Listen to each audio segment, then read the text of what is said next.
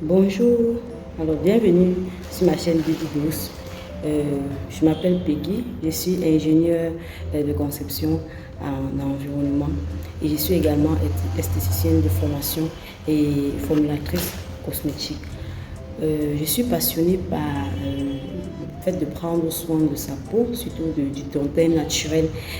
C'est pour ça que j'ai créé cette chaîne parce que lors de mon lancement de mes produits, beaucoup de clients avaient des soucis par rapport à X ou Y chose. Ils me posaient des questions et je ne pouvais pas les donner les réponses par WhatsApp parce que ça devait être un peu long. Donc j'ai donc opté pour la création de cette chaîne pour que tout le monde, pas seulement eux, puissent trouver des solutions ici.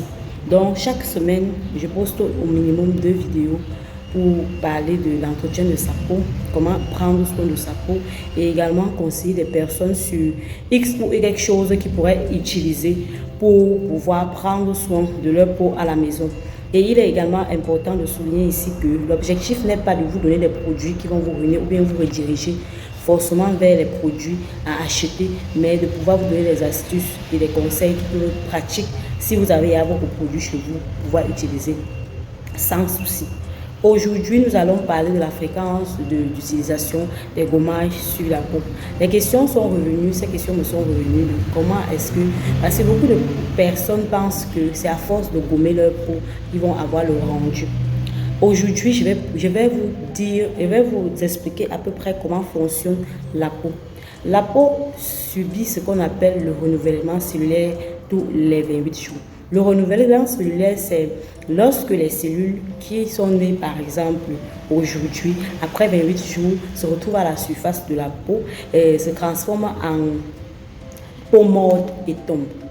Et lorsqu'elles tombent, d'autres cellules plus jeunes ressortent pour rendre votre peau, pour rééquilibrer la peau. C'est ça en quelque sorte le renouvellement cellulaire. Pour chez tout le monde, le renouvellement cellulaire a lieu tous les 28 jours. Maintenant, tout dépend maintenant de la capacité de la peau à se régénérer. Chez certaines personnes, la fréquence de régénération, surtout pour les personnes qui ont une peau normale, sera beaucoup plus fréquente et elles auront tendance à croire qu'elles n'ont pas beaucoup de problèmes de peau.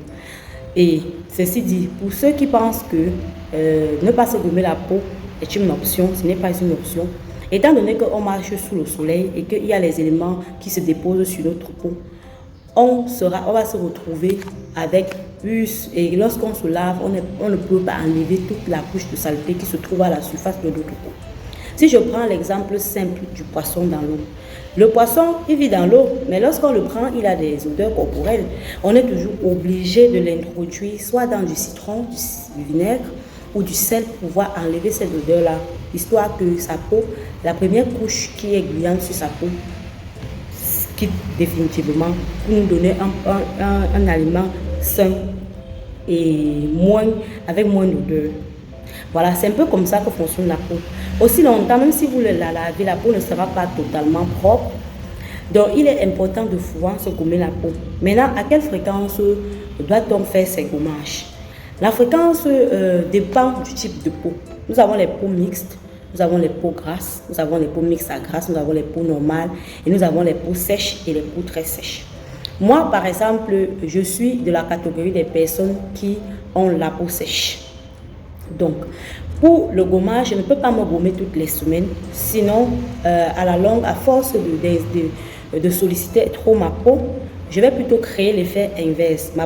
Mon teint va plutôt, mes cellules vont plutôt s'assécher davantage. Ma peau va s'assécher davantage, va noircir davantage. Parce que ma peau, elle est sèche, donc je ne dois pas trop la solliciter. Maintenant, dans le gommage figure donc parmi les incontournables des soins de la peau pour lui donner son éclat. Il permet également de conserver une peau nette, fraîche, belle, réelle, douce à une certaine période. Pour éviter d'agresser la surface cutanée, il est important de respecter une fréquence quant à la réalisation du gommage. Donc, pour ce qui est des peaux, par exemple, grasses, une personne qui possède les peaux grasses va se gommer beaucoup plus qu'une personne qui ne possède pas. Donc, je vais commencer par les peaux grasses. Une peau grasse est une peau dont les pores sont très dilatés, donc laisse entrer beaucoup de microbes à l'intérieur. Donc il faut que l'exfoliation se fasse du moins toutes les semaines pour elle. Donc une personne qui a une peau grasse peut se gommer en moyenne toute la peau 3 à 4 fois par mois. Une personne qui a une peau normale peut se gommer en moyenne 3 fois par mois, alors qu'une personne qui a une peau sèche ou très sèche peut se gommer 2 fois par mois, donc toutes les 2 semaines. Mais tant à maintenant la fréquence d'utilisation des produits, là, une personne qui a une peau sèche va beaucoup plus utiliser les produits hydratants pour la peau. Ça veut dire que toutes ces crèmes doivent être hydratantes, comme mes crèmes sont bien hydratantes. Je ne peux pas utiliser une crème pour peau sèche. Donc il est important que même dans le processus d'acquisition de vos produits, que vous sachiez que vous devez pouvoir utiliser les produits qui correspondent à votre type de peau. Donc, moi particulièrement, je vais m'attarder beaucoup plus sur moi parce que la bonne charité commence par soi-même. J'ai une peau sèche, donc je souffre suffisamment d'une mauvaise exfoliation naturelle. Les cellules mortes ont tendance à s'y accumuler plus qu'il n'en faut. Ce qui fait que ma peau paraît souvent terne et empêche les produits de pénétrer dans ma peau. Du coup, si j'utilise un produit pour peau grasse,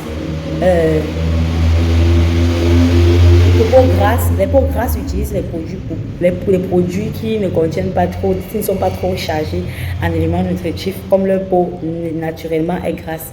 Moi, je dois utiliser les produits qui sont beaucoup plus chargés en éléments nutritifs, ça veut dire beaucoup plus hydratants. Donc, ma peau a donc besoin d'un petit coup de pouce. Les gommages sont recommandés également pour moi. Ma peau a besoin d'un petit coup de pouce toujours pour pouvoir enlever les cellules mortes qui se trouvent à la surface. Parce que ma peau a tendance à boucher mes pores. Les cellules mortes, lorsqu'elles sortent, ma peau a tendance à... Donc, elles ont tendance à boucher mes pores. Donc, pour qu'un produit pénètre rapidement sur ma peau, ce n'est pas évident. Ce que moi je fais donc, c'est que je prends la peine au moins 2 fois par mois de m'exfolier la peau. Et j'utilise principalement les produits qui contiennent des produits hydratants. Donc, mais mon lait, par exemple, de toilette va contenir peut-être du beurre de karité, puisque ce sont les beurres qui sont gras. Il va contenir gel d'aloe vera et autres. Donc, c'est un peu ça, le processus qui me permet donc de pouvoir prendre soin de moi. Donc, aujourd'hui, je tenais à te dire, peu importe ton type de peau, je ferai certainement d'autres vidéos sur la réattente à la réalisation des autres produits et de comment ça fonctionne. Pour les personnes qui ont des peaux grasses, n'hésitez pas à prendre les produits qui ne sont pas trop chargés. Par exemple, les beurres ne sont pas bien pour vous. Il faut prendre les produits moins chargés en éléments nutritifs. Voilà.